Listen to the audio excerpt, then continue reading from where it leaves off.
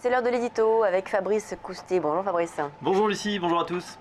Alors, réduction d'impôts, il reste 5 semaines aux contribuables pour réduire leur impôt 2016, calculé sur leur revenu 2015. Dites-nous tout Fabrice. Exactement Lucie, le 31 décembre, il sera trop tard. Alors en 5 semaines, il est difficile et peu recommandé d'investir dans une entreprise ou dans l'immobilier en direct pour défiscaliser en toute sérénité. En revanche, c'est suffisant pour profiter de certaines niches fiscales qui permettent donc de générer un bonus fiscal. Attention cependant, car Bercy, on le sait, a plafonné ses avantages fiscaux à 10 000 € par an. Alors il y a un investissement dont vous allez nous parler qui a les faveurs des particuliers depuis quelques années maintenant, ce sont les FCPI et les FIP. Exactement, produit de défiscalisation par excellence, les fonds communs de placement dans l'innovation, FCPI, et les fonds d'investissement de proximité, FIP, donnent accès à des réductions d'impôts. On en rappelle brièvement les principes. Vous souscrivez à des parts de FCPI ou de FIP et ainsi vous soutenez des sociétés en voie de développement ou des petites et moyennes entreprises. Les montants collectés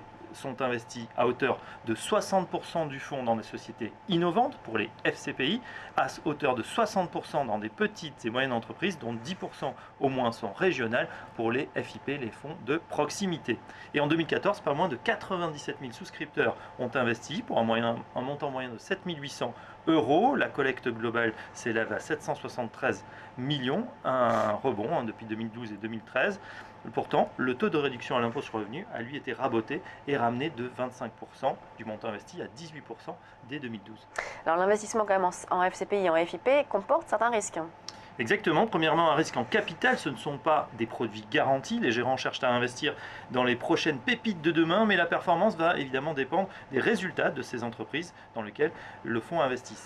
Certaines, bien évidemment, peuvent faire faillite. Deuxièmement, les fonds sont bloqués pendant au moins 5 ans. Mieux vaut donc avoir une trésorerie nécessaire en cas de coup dur, car vous ne pourrez pas revendre très facilement les parts de FCPI ou de FIP. Enfin, en cas de non-respect des conditions d'obtention des avantages fiscaux, vous pourrez perdre ceux-ci. Il faudra alors rembourser les services fiscaux des réductions que vous aviez obtenues. Bref, au moment de calculer votre réduction d'impôt éventuelle, il faut considérer le risque pris et les antécédents de la société de gestion qui va investir les fonds. En revanche, si votre décision est prise, les FCPI et les FIP restent un excellent moyen de conjuguer investissement, défiscalisation et bien sûr soutien à l'économie réelle.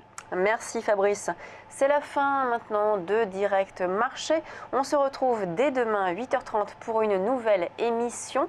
Sachez que vous pouvez nous retrouver sur les réseaux sociaux, à la fois Twitter avec @tv_finance et la page Facebook de TV Finance, et également revoir toutes nos émissions et nos vidéos sur le site tvfinance.fr. Voilà, place maintenant à la suite du programme de TV Finance avec notamment le débat de Direct Gestion.